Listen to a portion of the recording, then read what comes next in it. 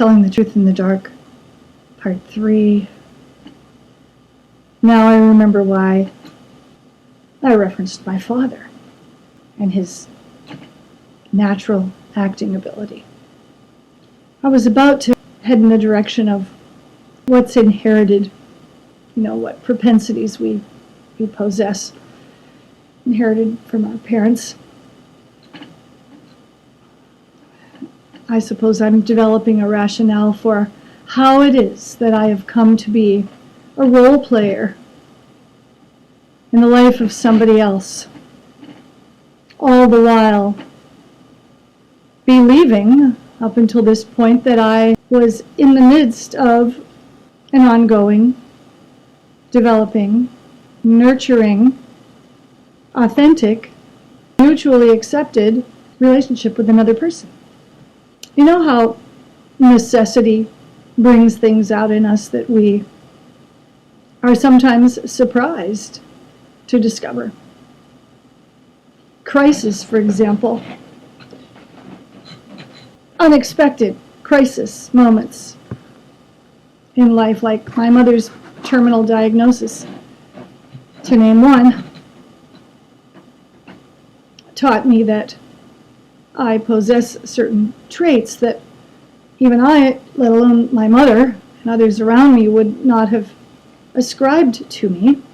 In situational crises, my personality, which is otherwise, especially in public, rather flaky, unfocused, highly reactive, emotionally overtaken, becomes steely and focused, measured, deliberate, and tenacious.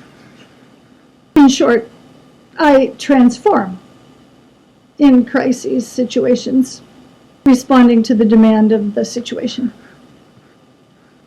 I become something else, somebody else, or the person that others would never have expected me to be. Is that acting? No, it's reacting. I guess there's an acting school that teaches that acting is fundamentally reacting. I don't remember who it is. But back to the subject of Dad and me.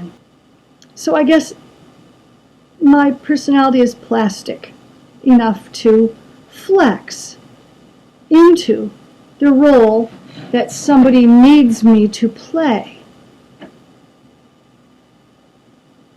Is it about need in this case? Am I a foil for something? There was a whole phase last year when I spoke about it in a couple installments, during which I was sure that I was being cuckolded, which is usually a term ascribed to men in marriages when there's deceit going on and they're made a public fool. But tonight I'm really addressing the generalized sense that I am playing a role for someone else based in a need that may involve sustaining a level of denial about whatever it is that is causing the fear of living in the truth to be lived out. Now, what about me? Would I have at any point looked at this person as playing a role for me? What about my need? I need the truth. I need to live authentically. I need honesty and trustworthiness. At least I've always thought so. And now it's clear that that's not what I'm getting. It's been admitted, long suspected by me, and now admitted to me. So let's put aside for now what it is I'm actually getting and focus on what I might have been seeking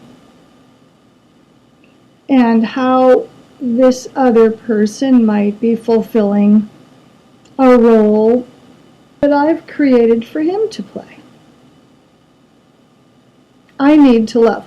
I need to care. I need to believe that I am solving problems and improving the quality of someone else's life.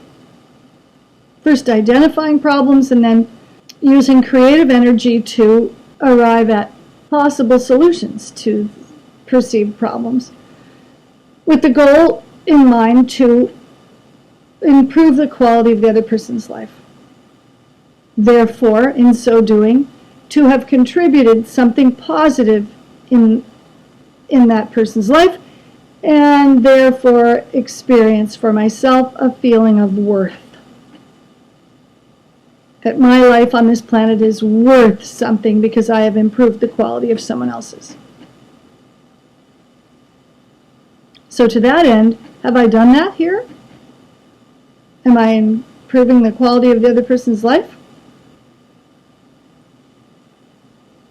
Is that what he wants? He has said to me, I don't want you to do all these things for me. I'm not asking you to do them. I've never asked you to do them, and I don't expect it.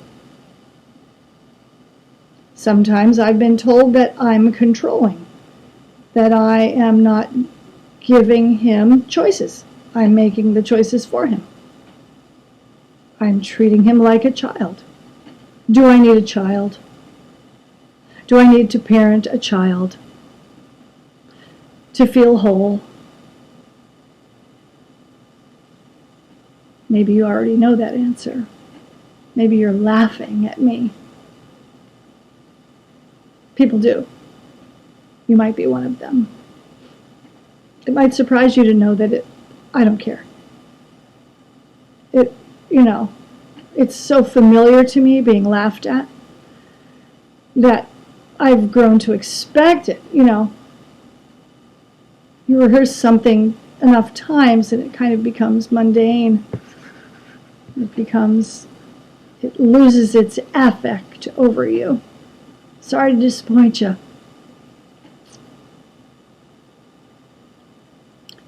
You're not hurting me. You only think you are. So laugh away. Meantime, what child did I need to raise? Maybe it's all those children in the public schools who were my charges that I didn't reach, or that somehow a harsh word from my mouth hurt them.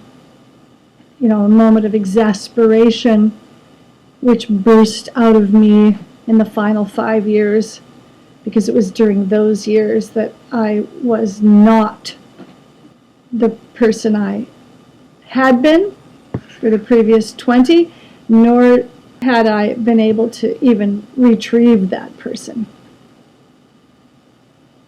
And I've often thought, how many of those children did I hurt and how many did I help in those 5 years? But anyway, back to this issue of whether I need to raise a child. So is he playing a role for me, or have I imposed that on him?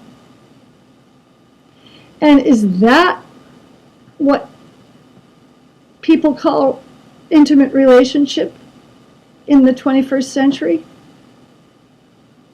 Do we just use one another? Are we just draining each other dry, grasping after what we need? Or are we just rolling through at various levels of denial throughout a given day, coping in the ways that are familiar to us, sometimes better than others, to the detriment of the quality of the life we create. We've had plenty of time to think about all that and live it out in the past 2 months on this planet. Sheltering in place. We've learned the meaning of whether we even can provide shelter for someone else. Because are we hiding? Are we exposed? And are we tired of avoiding everything that confronts us in this enclosed space?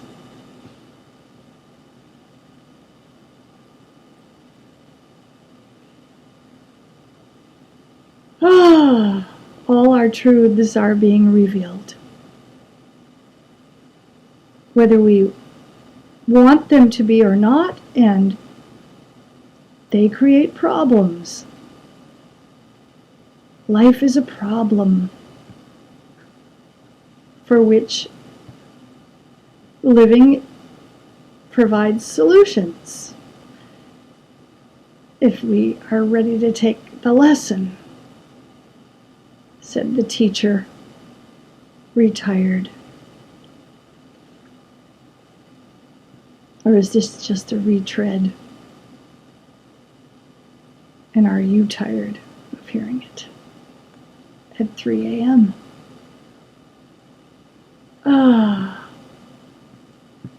So this has been part 3 of Telling the Truth in the Dark. I think we'll close this chapter. RuthAnnTALKS episodes, whatever they are. We're well over 30 now. In the final third of our lives. I don't care how old you are. Seems like on this planet we're in the final third of our lives.